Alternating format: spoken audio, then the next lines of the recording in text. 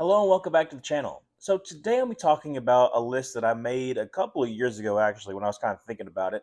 So I've had this idea for a while, and I kind of want to put a video, and that is showing some of the players that I hated, but I still respected. Now, obviously, there is a list out there that of players that I just hate and I don't respect at all, but these are people that over time, either over time I grew to respect them, or I just hated having to see them play against my team because they were so good and I respected their game. So, like I said, 1 through 10. Starting off number 10, that's gonna be Jimmy Graham. Now, Jimmy Graham was an absolute game changer for the New Orleans Saints. Like I said, during Drew Brees' heyday, especially during his prime, I didn't become a Panthers fan until 2011, and that's when Jimmy Graham stepped onto the scene. Because I remember correctly, 2010 was an okay year, and then 2011 all the way to 20. I'm trying to think of when it was 2014, 2015. Like I said, it was just nonstop. Going to 13. I think he had like a couple of 1,300 receiving yards seasons, and he had like 16 to 12 touchdowns. Like he was absolute monster going against the Carolina Panthers, and I remember all his dunks as well, onto the goalpost, which had to do the rule because of him, either him or Calvin Johnson, I can't remember, but still, Jimmy Graham's an absolute monster. And it was a dangerous weapon for Drew Brees, who is going to be on this list. I won't let you know just yet, but Drew Brees is another one who's going to be on this list too. But Jimmy Graham was an absolute monster. Had to watch him all the time and dreaded playing against him. Now, number 9 is a player that I used to just hate in general, and then over time I became to where I can respect his game a little bit more. And see look back at what his career was and see where we might not be able to see it ever again. There's potentially we might be able to see something like that similar, but nothing to the level of what Tom Brady did. So Tom Brady, he's number 9 for me. Like I said, I used to absolutely hate him. I hated also the narrative, that he came to the Buccaneers and the Buccaneers were just a terrible team, and he came to the Buccaneers and made them Super Bowl. And I'm like, if you look at the 2019 Bucks, they were a really good team that were held back by James Winston. But like I said, over time, people really started to notice that, so I don't hate that as much. But I mean, Tom Brady was an absolutely stud quarterback. Like you can talk about his defenses, which absolutely a thing. Having really really good defense to kind of help back him up. But at the same time, you have to look at the longevity. You have to look at the amount of times that he could have messed up and he didn't. And also look at some of the times that people don't want to talk about, the Super Bowl they lost against the Eagles. I mean, he played really well, and that defense was absolutely horrendous. Yes, did he win 2 Super Bowls by only scoring 13 points? Yes, and it's very frustrating, especially when you're a fan of a team that has never won a Super Bowl. But at the same time, you still have to look at all the times that he did rise to the occasion. And like I said, it was unconventional. I can really unconventional, but he never really had an amazing wide receiver for multiple years. Maybe like 1 year, 2 years having a good wide receiver year, like a Randy Moss and whatnot. But overall, it was a really dominant tight end with Gronk, but really solid wide receivers and making it work within the system. And he worked the system to perfection. So, like I said, hats off to Tom Brady, but initially used to hate his guts, but now shows more respect. Now, number 8 is another player that I absolutely hated. And if you know anything about my story as far as joining the NFL, what team I decided to go to, it was between the Panthers, the Lions, and the Ravens. Now, those 3 teams had drafted, or I was following a player from Auburn, um, and I had to decide who I wanted to follow. So the Ravens, they had Josh Bynes. The Lions, they had Nick Fairley, and then obviously the Panthers had Cam Newton. Now, I was really close to almost being a Lions fan, but I could not root for Matthew Stafford. Now, let me explain something.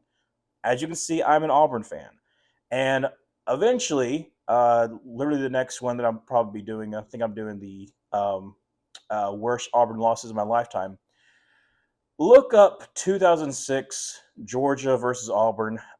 It is Matthew Stafford's breakout game. It is where I have had a deep seated hatred for him when he was at Georgia. I hate Aaron Murray more, and I don't respect Aaron Murray, but Matthew Stafford, like I said, his time at Georgia made me hate him. But the more and more that I watched the Lions, and like I said, followed the Lions because I still were they were like my second team, my 2A, 2B, because you had that with the Ravens.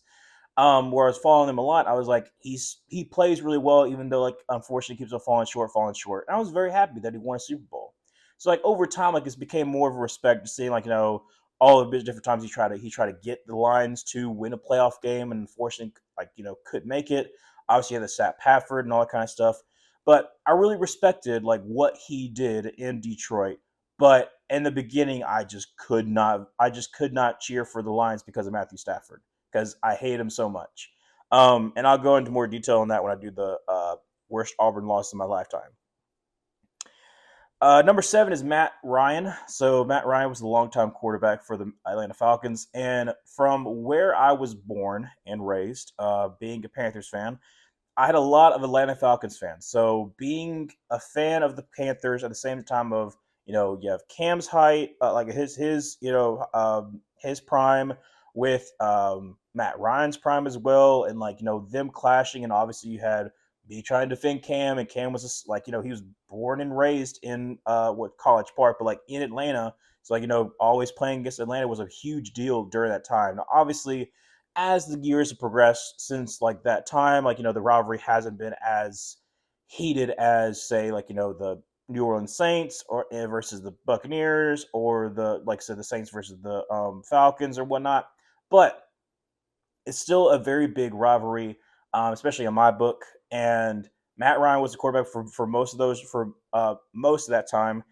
And like I said, it definitely helps with another wide receiver that's going to be on this list a little bit earlier, a little bit later on down the line. But Matt Ryan was he.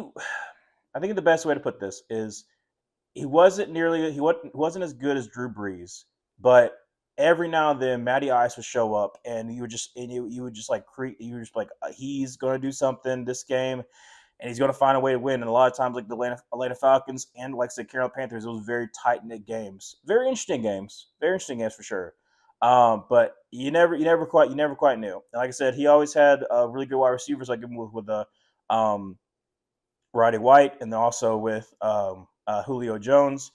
But man, I mean, he was a really good quarterback, absolutely great quarterback. But I did hate playing against him because I knew it was always going to be a tough match. Now moving on to 6, and this one is not really so much hated in the NFL as it is hated at college. That was Amari Cooper. Now Amari Cooper is, like I said, stand-up guy. Like I said, he's a great guy, but being an Auburn fan, and those 2013 and especially the 2014 Iron Bowl, just like 2013 had a 99-yard touchdown on us. He absolutely torched us. 2014. I want to read out to you his stat line from the 2014 Iron Bowl, which is goes down to like the highest scoring Iron Bowl in history. Like I said, 55-44, absolutely outstanding game to watch. But I could not stand the fact that we could not stop Amari Cooper. He had 13 catches for 224 yards and 3 touchdowns. I like it's incredible. I like you can't explain it. You can't like I mean Sammy Coates had a great game that time too, but I mean literally that whole entire Lane Kiffin season in 2014 was Blake Sims just throwing it to Amari. And that's where like Amari almost won the Heisman that year. Then eventually, like I said, Devontae Smith finally won wide receiver Heisman. But Amari Cooper was absolutely outstanding. I hated playing against him. I knew he was going to be absolutely amazing against us, but I respected his game so much because, like I said, he was level-headed. He was, very reliable as well. And then when it came to the NFL and he had his drops problems, I was very surprised by that. But he's had a really respectable career now. Like there's some people who say like he didn't live up to the hype, but I think overall, he definitely lived up to his billing as being the 4th overall pick, I believe, to the Raiders. But like I said, Amari Cooper, number 6. And then going number 5, we'll have back-to-back defenders, 5 and 4. 5 is Von Miller. Just saying, it's kind of obvious why. Like I hated Von Miller. I respected his game because like going into that 2015 season, like he was breaking out then too. Like he had an amazing rookie year, and then going into the 2013 year as well. Like I said, 2012, 2013, he had amazing years. But 2015, as the playoffs was going along, I was becoming increasingly nervous. I was like, we're really good, but I don't trust our tackles against the edges of Denver, because you had DeMarcus Ware and you had Von Miller, and push comes to shove, going to Super Bowl, absolutely just devastated Mike Remmers, and like he was a game changer. He deserved the Super Bowl MVP because he legit changed the game. Like I said, Von Miller, I mean, he obviously had like he's had a little bit of like a downturn, but then again, he's also like 34, so it makes sense. But I mean, Von Miller was absolutely outstanding in his prime, and like you said, like when he was traded to the Rams, he was a big part of their Super Bowl run as well. So Von Miller, hats out to you. Like, I hated going against you in the Super Bowl, but I respect your game so much.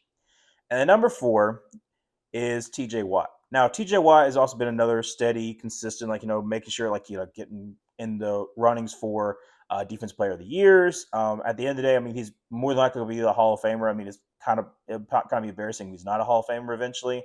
But obviously, the reason why I hated TJ Watt for a while is because the hit they did on Cam Newton is not a dirty hit. I think that there are some Panthers fans that say, like, "Oh, TJ Watt's a dirty hit." No, it just the way that his helmet hit him in the shoulder, because Cam's shoulder just like had been constantly getting hurt, and the force that it hit, that's the reason why I messed it up. And obviously Cam didn't, there was some reporting that like Cam didn't really show exactly how much the shoulder was actually hurting.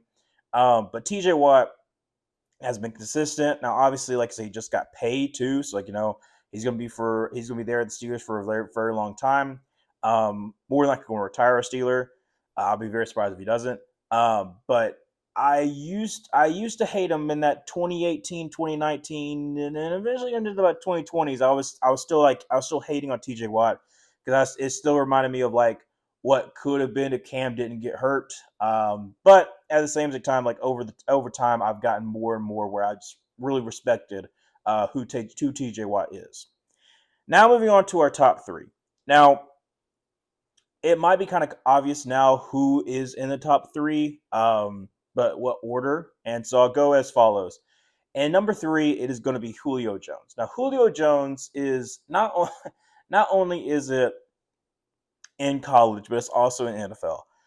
College Julio Jones, I don't think people forget, but just how dominant Julio Jones was at Bama and in those Iron Bowls as well. Like obviously we won in 2010, but 2009, like it was a huge Julio Jones game. And like I said, he was a difference maker, especially the early seasons of Nick Saban, getting those players in. Julio Jones was a huge part of that, a huge part of that. And obviously, like this is like Dreads Julio Jones, which is like you look at Julio Jones when he was at Alabama, like absolutely just like monster. And then the Atlanta Falcons traded for him, and it was the same. It was the same as they drafted with Cam too. So like he's coming onto the scene the same time as Cam is. So like when I'm becoming a fan, and like I said, the nearby Atlanta Falcons. So not only did I have to see him in college, but I had to see him all the time in Atlanta. And just like I understand there's like some critiques, like not getting the touchdowns and all that kind of stuff. But if you really watched Julio Jones, how good he was, particularly against the Panthers, like absolutely outstanding. I mean, like he had in 2016 300 receiving yards against us. Now, yes, we had a pretty porous pass defense that year. But and you could see in my in my thumbnail where I have him absolutely mossing Luke Kuechly, which the Falcons posted on Luke Kuechly's retirement that picture, which I appreciate that. But I mean, absolutely just devastated Ben who I'll talk about a little bit when I talk about how the Panthers got here. That video's been over the process for a very long time. But not only a 300-yard game in 2016, but our lone loss in the regular season was on December 27th, 2015, and where Julio Jones had 178 yards on our amazing defense and helped lead the Falcons against us in winning and making us have an imperfect record. Now, technically, I think it's fine that we lost to the Falcons because it was like a wake-up call that we're not flawless, but that one hurt. That one hurt a lot, not only because we weren't going undefeated that year, and that was a crazy year to begin with, but losing to the Falcons, losing the way that we did, and where Julio Jones took over that game. It was devastating for me as a kid. It's crazy to think that's been over 10 years now, almost 10 years now. Um, but Julio Jones absolutely dominant, and also like he honestly probably could have won Super Bowl MVP if the Falcons had ended up winning. Like that sideline catch is absolutely unreal. And like you said, he was a major factor in the Falcons even having that lead to begin with. But yes, Julio Jones at number three. It was really tough for me to decide who like between him and number two. And number two is going to be Mike Evans. Now, Mike Evans is like been so consistent over the years. Like I said, obviously ever since been in the league, he's had 1,000 yards. 1,000 yards. Now, obviously, there are some people who are like, oh well, technically they like barely gave it to him this year. He also missed 3 games, so like it's understandable. Like it's so hard for people to realize like how consistent he has been with the quarterbacks that he's had. Now, obviously, Baker Mayfield I think has been a really good quarterback for him, and then you could talk about Tom Brady.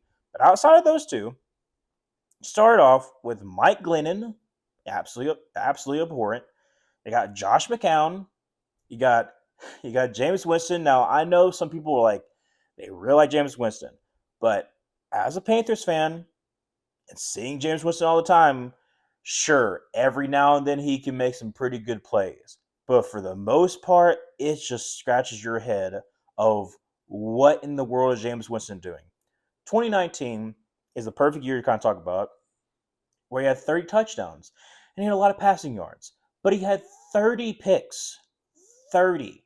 And so, like you said, like when Tom Brady comes in, it has a string of a little bit more consistency for Mike Evans. But even when Mike Evans was a Texas A&M, when he was dominant at Texas A&M too, he had Johnny Manziel, and I specifically remember that 2013 year where Auburn's going on the run, and then we're finally signified of like this is going to be a really good year once we beat Texas A&M in Texas A&M, and Mike Evans also had a pretty good game then too. So Mike Evans, like I said, respect him because of the consistency and respect him because of who he has throwing to him. Because, like I said, for Julio Jones, that's why I kind of put Mike Evans a little bit more, is because Julio Jones had Matt Ryan, and I respect Matt Ryan. I don't respect a lot of the quarterbacks that were thrown to Mike Evans before Tom Brady and Baker Mayfield. And the last one, number one, is Drew Brees. Now, Drew Brees is the best way I could try to put this is me coming into the NFL in 2011. I, like I said, obviously trying to get into like the culture as far as like who's good, who's not. I had a friend who also like had a relative that was playing on the Saints, and so like the Saints were also a big thing for me. Same as the thing with the Falcons, but there's a lot of Saints fans that I had as friends, and those battles were always so big. Were always so back and forth because Cam was going on his rise, Drew Brees was in his prime, but the defenses that Drew Brees had were abhorrent. Now there were some good years. There was 2013. I think they were like fourth. After like they had that really good draft class, the defense was pretty good. And I believe that 2010 season they had a really good defense, if my memory is correct. I might be a little bit wrong. I might be off a year, but rarely did he have a top 10 defense. And most times he had some of the worst defenses. Like, let me just read off to you 2011, 2016. This is, I would say, in my opinion, would be you could add 2011 and 2010, but I'm just doing 2011 because that's when I became a fan. 2011, 2016, before they had the massive draft haul that basically like helped redefine their defense. 2011, 13th, pretty decent. 2012, 31st, 31st. And like I said, this is Drew Brees also absolutely balling out of his mind because he's like having either 5,000 or 48,000 yards, having over 35 to 40 to even closer to 50 touchdowns, and then having he had some picks in there too. He had like 13 or so picks. But like I said, producing. And then you had 2013, like I said, was the fourth. Then 2014 to 2016 was 28th, 32nd, and 31st. Like I said, Drew Brees was balling out of his mind, but it did not matter because at the end of the day, his defenses were failing so hard. And like I said, I respect the fact that I hate to play against him, but I respect the fact that like literally he was keeping them in games. He was trying his best to drag them to the finish line, to drag them to the playoffs. And then eventually, by the time that the defense actually, course corrected and got really good, that's when Drew Brees' arm went out, and that's what it kind of sucks. And that's what I kind of like, you kind of look back on. You're like, if only they could have like really developed that defense earlier on. Maybe they could have made a couple of runs, and then obviously you talk about like the whole, versus Rams, NFC Championship game. But in the day, like I said, Drew Brees had an amazing career at the Saints. I always hated playing against him because he always balled out, and but I respected his game so much more, and that's the reason why he's my number one player as far as like who I respected, and it's still hated. Um, Let me know in the comments below what's a player that you also really hate, but you can't help but respect him. Like I said, I love to hear your comments I love to hear what you have to say in the comments below. Um, as always, like I said, check out all the other videos on the channel. I'm going to try to post a little bit more. I've been kind of like, a little bit off on some of my postings because like starting a new job as well, trying to get more in the, you know, try to get more in the role of things. But thank you so much for your patience and me getting these videos out. So thank you so much, and I'll see you in the next one. Bye.